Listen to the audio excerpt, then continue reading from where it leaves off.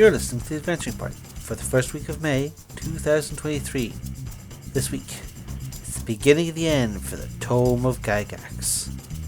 But you can still create a dungeon, find some monsters, and expand your vocabulary.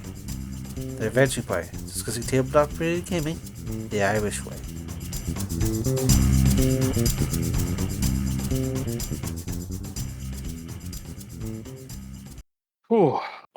What? Oh my goodness, what happened last night? Like I remember something with a basilet or a boulet. A Warlord Scarr, what are all these bodies doing in the reading room? Actually, are these people sleeping? Usually when I find you surrounded by bodies, well, they're in the long slumber, as it were. Did we have a party last night? Is this the beginning of the end? Oof. Well, slaughter is always an option, but I think for now we maybe want to reflect on what's been going on, because I've heard rumors in the grapevine that we've done 21 episodes deep diving into Gary Gygax's famous Dungeon Master's Guide, and we've technically hit the end of the main text. We just have 70 pages of appendices to go through now. Oh, my appendix, feel that. For it is, again, folks, another episode of Tomes of Gygax, Dungeon Master's Guide Edition. There, paid for that effect, I'm going to use it.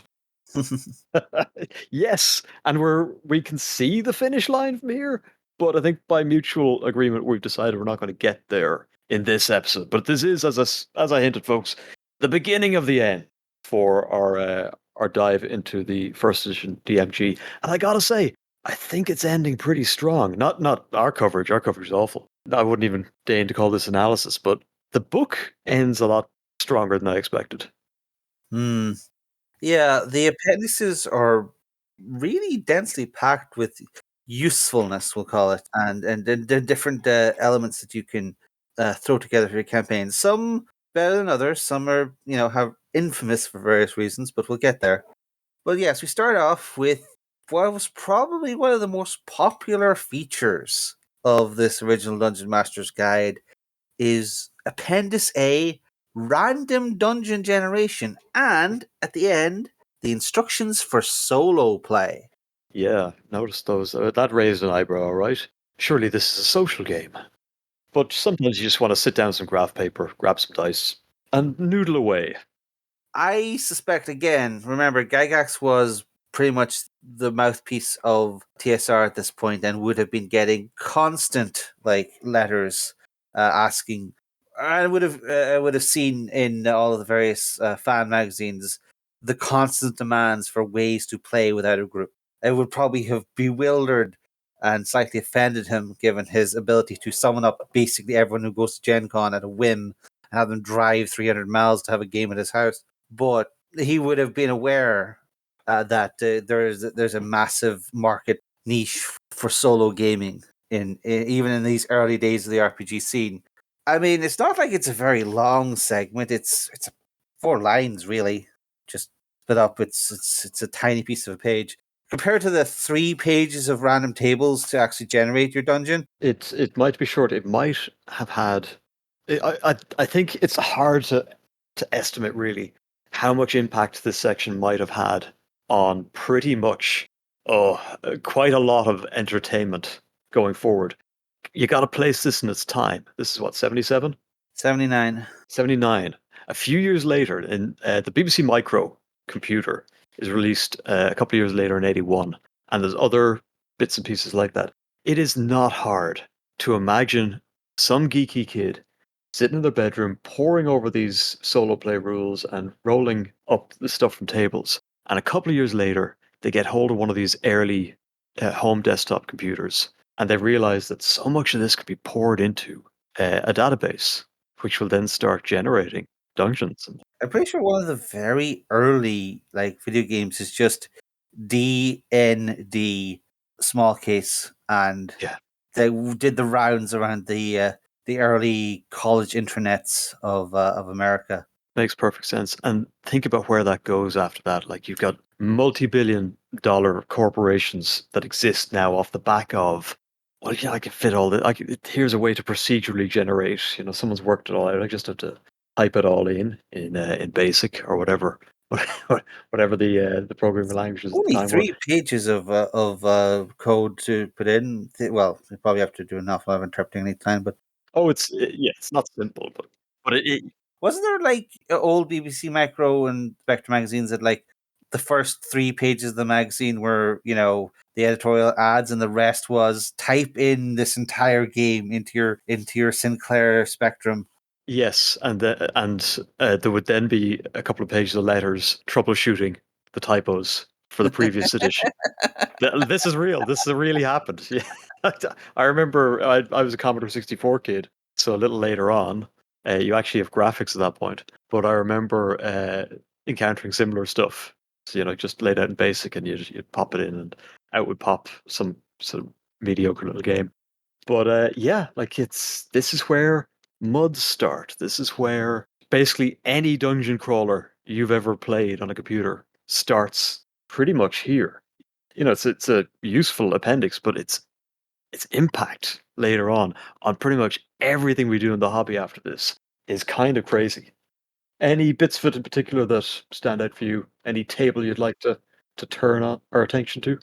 Not really. It's much. Well, it is interesting that he has a whole bunch of example traps, and like completely separate from the previous lists of traps as the other tricks and traps he has here, including sub tables for different kinds of poison gas and different magical pools that'll transmute your treasure and stuff. The magical pools is the one I picked. Table 8C, magical pools, is kind of groovy because, it's a short table. There's like 4 basic options. Turns gold into platinum or lead, one time only. If you've played Diablo, you've encountered stuff, or any roguelike, the original ones, you've encountered exactly this dilemma. I found a magical pool. Do I drink the water or not? And I don't know what's going to happen until I do it. One time only, could raise or lower a stat. Talking pool, which will grant one wish to characters of its alignment and damage others for 1 to 20 points. Wish can be withheld for up to 1 day, and then you roll for the pool's alignment. Or a transporter pool, which would take you back to the surface, elsewhere in the level, 1 level down, or 100 miles away for outdoor adventure. It's and asterisk, in order to find out what any of the results are, characters must enter the magic pool. I love this table. it's pure. I do have a feeling that though the people, there may be 1 or 2 old TSR writers who are a little angry of Gygax stealing their thunder again, because I believe the Patient Zero for magical pools was the original basic set, had a module in it called Into the Unknown, and rather infamously, Gygax basically ignored the original basic set until he realized just how big its sales were, and for the second printing of it, Into the Unknown was removed, and Keep of the Borderlands was put in as the example adventure instead. But it also was infamous for having a big section of magical pools, a variety of effects. So I suspect this is sort of a double whammy against the writers of that old module. Right. And what was the gimmick behind the original one? Was it just sort of they threw you out into the wilderness, or what was it? Into the Unknown it was a dungeon crawl, but it was designed in a way so that basically there was a map, but none of the rooms had their monsters or treasure. Right. And there was all a list at the back of the module. It was like, GM, use your creative instincts to pick monsters and treasure from these tables and insert them where you see fit, so that you could have a cool adventure designed by you. But in this prefabricated map, Yeah, weirdly. So yeah, this kind of is a good evolution of that idea. yeah, but like, I could see there may have been arguments in the TSR offices about how original Gygax's idea here, what really was. The only other thing I wanted to suggest a section was in the section on solo play. I just detect a slight hint of Gygax's general disdain for the idea because, It's not given a lot of room, yeah. well, there's the whole thing of, remember all those super lethal surprise rules we were talking about in the combat chapter? Uh-huh. When you're a solo player, only monsters can get surprise. Solo players cannot surprise monsters. Yeah. So the dice are kind of against you here. I mean, you're a first level AD&D creature. The dice are not quite in your favor most of the time. I suspect many a solo play character starts their career by walking in 5 steps into a dungeon, falling into a magical pool, and be teleported in front of 3 goblins who knife them. Sure, but okay, but take the Steelman approach here and think, well, maybe you're taking your 15th level fighter in because you can't get a game that month, and you're like, oh, well, I want to, I just want to sort of take Garrick the Grim of the Grim Blade on a little solo adventure. At which point it becomes a lot more like the kind of DLC they added to Bloodborne, I think it was, or Darkest Dark Souls, yeah, where it's kind of generatively produced, randomly generated dungeon stuff. Yeah, see, this is it. This all of this stuff that's so normal for a lot of role playing games now or computer role playing games. Like it boils out of this very early seed. You sort of step into the arena levels, and kind of test your strength against waves of randomly generated monsters until the fight where you die and you decide, well, that one didn't count. This was this was just, in my head canon. This was just a dream, anyways. Yeah. I won't tell my GM about this. Thumb in the page. Go back to section 47. Yeah, pretty much. Okay, so where does that bring us? And then there's random monster encounters to fill your random dungeon with. Yeah, well, yeah. The Appendix B is random wilderness terrain, but it's again it's a very short section. There's a lot of art.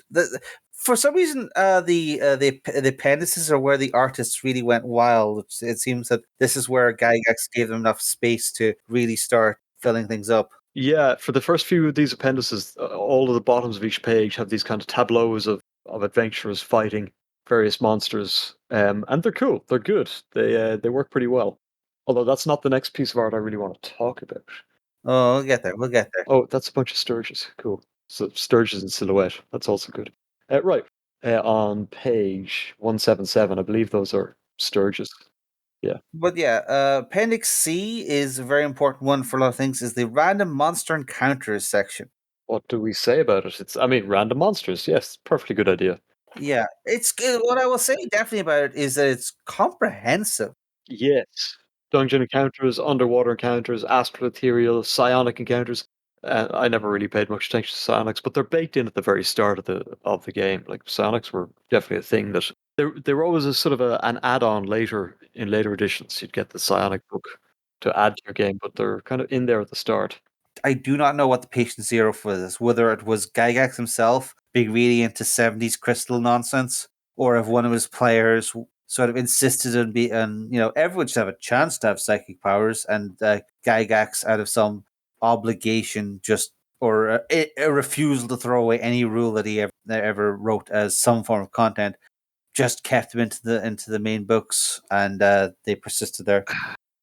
I guess it's mind magic. It's like it could, in theory, it's its own school of magic, but it doesn't have either the clerical gods backing it or the arcane sort of thaumaturgic mysteries of wizard magic behind it. It's just I do psychic stuff. Eastern philosophy, I think, plays in here. So you've got the mind over body, you've got the Tao, and you've got the monk class, which is also fairly well baked in early D&D. We were still a few years away from Gygax's own Oriental Adventures book, but you can see that there was Yeah, probably a little bit of it was the style of the time. I believe this was around the time when the original novel Shogun came out, and that was really what started off the big Japan craze. it's a good read. I read it when I was a kid, back in the day. What's his name? Caravel? Calvel? Something. Can't remember. Okay, yeah, psychic powers in there are psionic encounters. So you can generate randomish. I mean, they're pretty well covers everything for every level. Again, there's a sort of separation between the dungeon encounter tables, which are based on the level of the dungeon, and there's a sub table saying, well, how many floors down the dungeon means which monster tables you roll on. So it's not just one roll; it's going to be a roll to see what based on what level, and then what monster table, and then adjust the numbers on each table to multiply by the level of the dungeon further. That it goes into detail. Yeah, I did kind of glaze over looking at this going, man, I would not want to have to prepare this. It's so much work.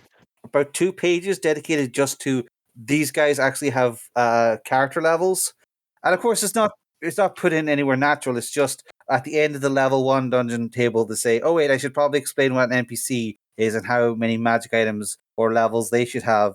So then there's just a giant like page and a half aside between the level 1 table and the level 2 table, just so that we can explain all the various options for level 7 elf, half It elf is. thief magic users. Oh goodness. Yeah. And oh, don't forget there's dragon sub tables for each level, because if we ever do the monster manual, dragons in this old edition were a thing. Yeah, like it's in the title. You gotta have dragons, right? Yeah, but they were special back then. As a part of that, there's also the. I mean, it always pricks up my interest when I see big block letter declarations, especially from Gary. So in the confrontation paragraph, which is part of this aside, I think it's kind of hard to keep up. There's this part where adventurers can meet parties of characters and or henchmen and men at arms sort of also wander around the dungeon, like meeting your workmates in a mall. Sort of like, oh, well, kind of encountered you out of context, and it talks about how they interact, and you check reactions and negotiations occur. Then it gets to the Gary wants you to take this on. Block captains. Character parties will never join with adventurers unless you personally can obtain more benefit for the former from some form of cooperation. That's one to parse. So yeah, you're not going to pick up a whole bunch of extra bodies just because you happen to meet them. They're doing their own thing. They've got their own adventure to be on. And who needs the headache, really? Yeah. Well, I mean, you just because you spent the last half hour rolling up all their potions of extra healing and exactly how many 0th level henchmen each gnome illusionist had, that's no reason for them to actually stick around for anything. They just pass each other in the night like ships. Did all this work and they're gone. And it sort of, just like it's harder today to find restaurants who'll take large bookings, our D&D dungeons these days tend to be sort of leveled for parties of 4 or 5, whereas back then you could have a dozen, 20 bodies roaming around Yeah, as a group looking for seating. yeah. 7 PCs. Each of them has a henchman and a pet, and I met a man with 7 wives. It's pretty like, much. So there's all those dungeon sections, and then we get into the wilderness sections, which, because obviously the wilderness is dangerous, there is no level capping on the wilderness tables. They're just, yeah, you have a chance anytime you go out into shallow water of just fighting a giant crocodile. it's open world PvE, no zoning, no leveling. Scrub, get good. Big dangerous place. Yeah. I think I'd made it to the city encounters before I realized something odd about these tables. And it's probably true for every random encounter table throughout this entire book. It took me this long, folks, to figure this out. They are ordered alphabetically, which means that ranges for not for results are all over the place. You could have 3 or 4 entries where, it could be 1 to 10, then 11 to 12, then 13 to 19, depending on how dangerous the thing is, based on where it comes alphabetically in the list. It just struck me as a very odd way of ordering these tables. I think later on you tend to get the really rare stuff is 0, 0 clearly, and 0, 1, and then it's kind of a bell curve, right? It should be normal distribution, meaning you should encounter most things from the middle most often. But here it's like, yeah, I mean, in the middle of this table we've got Water Naga, one result that'll get you that 64. And either side of that are things that you might encounter multiple of that are less dangerous. It's just kind of bizarre way of organizing these things. Must have given someone a headache. We would be remiss of not mentioning the wilderness tables, not mentioning the Darlene art, which shows up on page 180. Yes, the mermaid. Like, we are not beholden to any particularly conservative school board or library management, so I think we can talk about the boobies. There's a mermaid on 180, one of the many pieces by Darlene in this. I was looking at it. She's not a terribly well endowed mermaid, although, I mean, unless you're into tails, she's got a great tail. But it just struck me. I was looking at this, and I mean, this is something that art in a D&D book or in any source book should do. It should inspire you. I thought to myself, she's like an A cup. But in fairness, why do mermaids have any sort of breast? And then I was just looking at it. It's line art. It's not terribly detailed. I thought, what if instead what we mistake for breasts on mermaids are gills? How cool would that be? So it makes perfect sense. If you look at the anatomy of a mer person, taking water into the mouth, it has to pass over some sort of structure like lungs or gills and would exit through the chest or maybe the armpits. I don't know. But yeah, I think it's a fine piece of artwork. It's lovely. It'd make a good coloring book piece. And yeah, it's a mermaid, but think about it. Mermaids should be a bit weirder.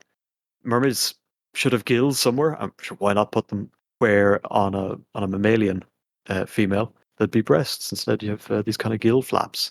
And maybe I'm just too fond of oddness in monsters, but I thought that was a pretty good idea. Anyway.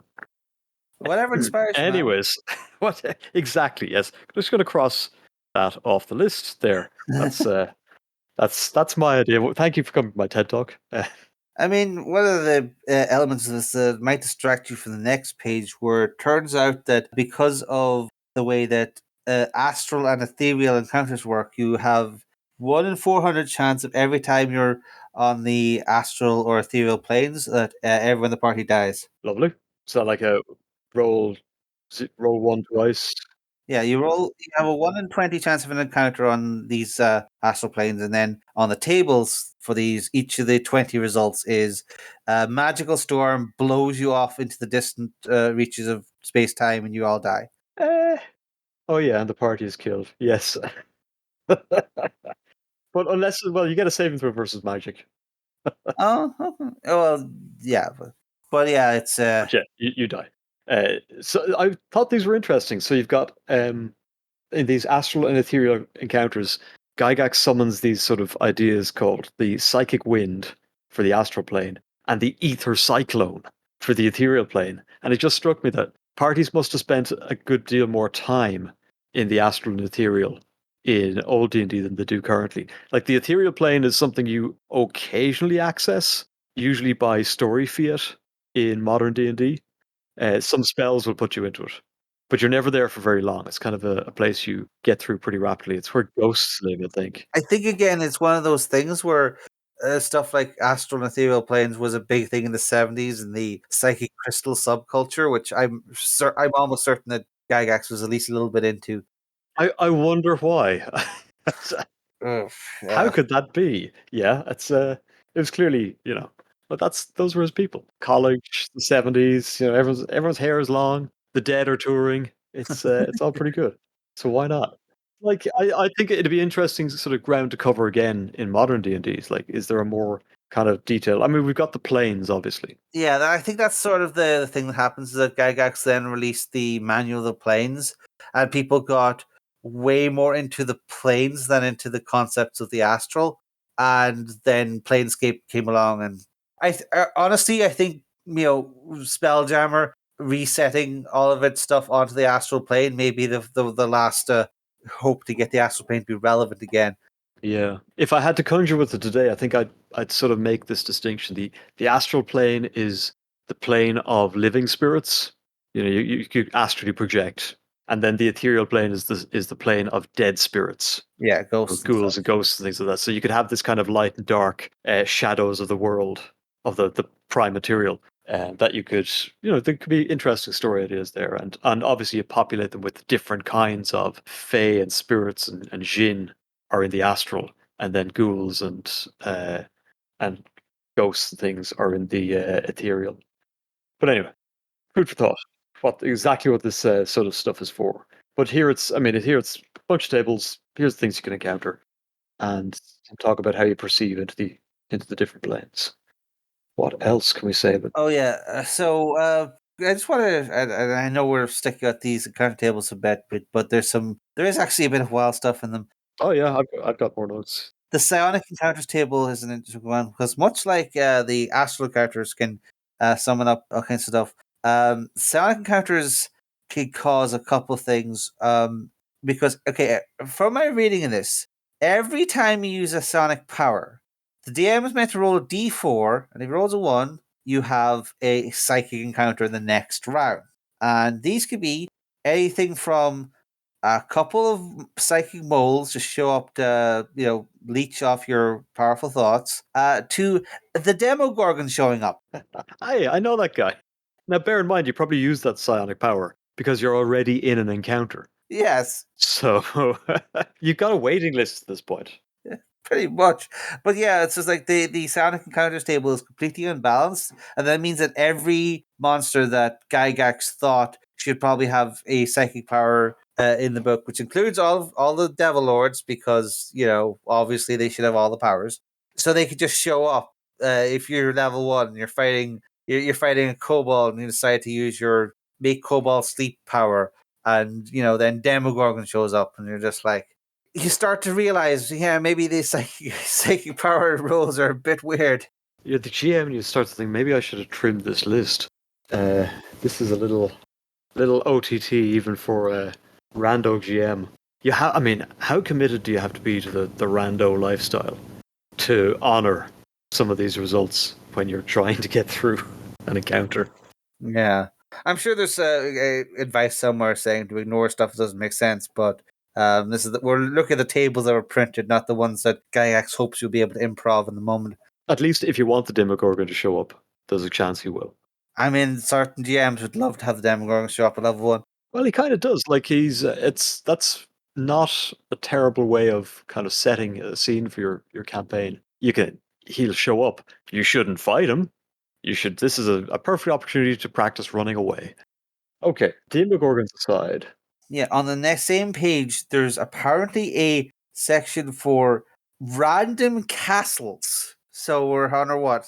4th castle subsystem now? Is this page 182? Yeah. Yes, it's a wilderness stronghold kind of things.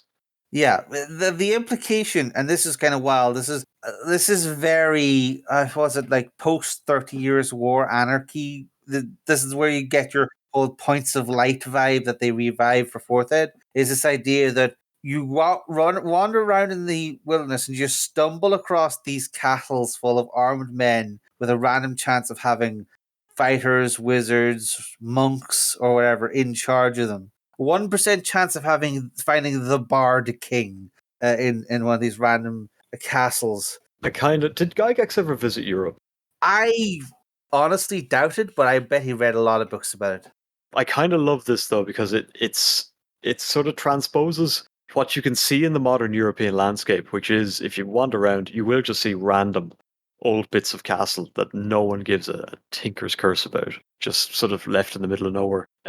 Usually near some town or settlement. But the idea that back in your sort of fantasy medieval setting, those things would exist, like that's valuable real estate. It's probably a defensive position.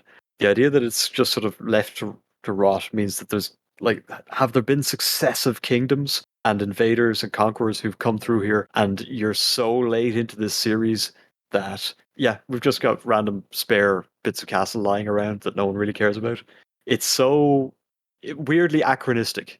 The idea that in the setting, in the sort of the time and the society where D&D games would get set, that this would be a thing. It's just kind of nutty. Again, this is sort of one of the places that the OSR gets this theory of like a post-apocalyptic fantasy world. See previous episode. True. But the idea of like the great kingdom of old has fallen, and now there are every 6 to 12 miles there are just these leftover castles with high level clerics, fighters, and such, just hanging out with their bands of goons and their charmed dragons or whatever, and players just have to deal with them. Probably have to pay exorbitant taxes or get dinner. Swap stories, find out about the local dungeon. But yeah, we get to page 183 and we get into the deep tables and the deep art as well. This is where we really get into all the different climates where they're There's one for temperate. There's one for subarctic. There's a whole bunch of sub tables for different types of fantasy races. There's a spider sub table for some reason, and of course, Pepper Thread is a very interesting art interpreting various monster manual goons. Oh god, there's an entire dinosaurs sub table. I forgot. It's a lot of tables, yeah. You can encounter giant ticks, sphinxes, wild dogs, a cato, Catoblepas. catoblepus? Okay, Catoblepus, a well, classic. we should probably not describe the Catoblepas. It is a silly monster, and It is, and they did one in one of the Reaper Bones Kickstarters a while back, and everyone was like, "What the hell is that?" It's got real. My 5-year-old drew this, so I made a model of it. Vibes, but it's a Greek monster, I think, from way back. yeah, something like that. But yeah, tables on tables for the next while. I'm still scrolling, and I'm still scrolling. Some nice creature artwork, manticores and styres and things like that. And that ends when we get to how much further do we want to go with this? Let's see. Well, page 191 is oh no, we found the table. This is what's wrong with this table. Okay, so page 191 is we get the city and towns encounters matrix, which has This is the one that set me off. Like, this is all alphabetical, regardless of how dangerous something is. so we have the day and night tables for apparently any generic city you have, which has the very interesting sub says apparently every urban space in Gygax's world has like a 1% chance per night of demons or vampires just showing up in the middle of the night, just partying in the middle of the street. Yeah, or a good wife. Okay, so yeah, like equal chance. But yeah, then we get to H and we turn the page and we discover there's a sub table for the H entry. And oh boy, we cannot go into detail about that. We will be cancelled. Which far? What am I looking at? Page 192. Oh, right, the harlot entry. Yes. Well, see, this is another great thing about the DMG is that it's a great way to expand your vocabulary. You know, have you encountered a saucy tart or a sly pimp? Uh, it's great. Just words, my dude. It's just words. Uh, But it is kind of interesting that this, like, gentlemen, you just kind sort of, oh no, well, there's a few different types of gentlemen as well. Well-dressed fighter tops, fops, officials, etc. But no, he takes the time to make a D100 table for the different kinds of harlot you might encounter. And percentage chances of how useful they will be if interrogated. I don't know. Pillow talk, my friend, pillow talk. Yeah. You can learn a lot. It's yeah. It is a feature of Yes, almost any urban space, even today. Case in point, Dublin. If you go down to Talbot Street in Dublin, in Ireland, uh, everything between O'Connell Street, Connolly Station, bordered by Talbot Street and the river, was at one point the biggest red light district in all of Europe. Dublin was, of course, an international port at the time. But yeah, there you go. It wasn't all the Spanish Armada, my friend, although they were all sailors. So it's just, it's worth considering that large portions of any medieval city might be given over to the second oldest trade after dungeoneering, which is essentially fancy going into caves to find something to eat. But anyways, have we dug ourselves out of that hole? let's say we have. It is definitely showing interesting demographics, both in the natural and supernatural side. But that brings us to the end of Appendix C, one of the larger appendix sections. So we have gone on. I mean, we've gotten a decent 30 pages into our. So we're probably about halfway through the appendices. And We'll end it there, except to mention, of course, page 193 at the very end of Appendix C, which is this full page artwork of Emrakul Chaotic. I believe this is one of the PCs from Gygax's own campaigns. Yeah, Just going murder hobo on the city of like Greyhawk. There's already one person on fire. There's another one who's just been the guard just showing up and immediately got magic missiled. It's wild. It's a lovely piece of artwork, but quite strange. It looks like someone who came in drunk, loaded up their save of Skyrim, and decided to just kill everybody. It's like, right, just going for it. I can always reload in the morning. I do not know the exact tale of Emrakul, but from what I gather, I believe this is a canonical event. On point, riding a horseback through the town, zapping people in an oddly featureless sky. Like the artist couldn't find a line to put in a cloud. It's a bit weird, but otherwise a fine piece of work for the time. Lots of hatching, cross action going on. But yeah, let's on on the chaotic progress of Emrakul. We'll leave it for now. Join us on Discord, folks, if you want to pitch in, even at this late stage. Pick out your favorite appendi. Argue with Savage about what cup size the gills on that mermaid are, and join us in 1 month's time for what is likely to be the final episode of the Tome of Gygax. Stay tuned. Goodbye.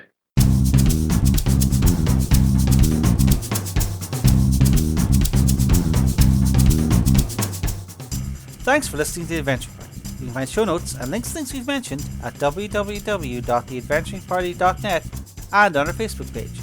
You can leave comments there, or talk to our Twitter account at AdventuringPTY, or you can record a voice message at www.speakpipe.com/theadventuringparty. We can also be contacted directly by email at party@theadventuringparty.net. If you'd like to be in touch with the party all the time, come join our Discord server, link in the show notes. The Adventuring Party is released under a Creative Commons Attribution Non-Commercial Share Alike version 3 license.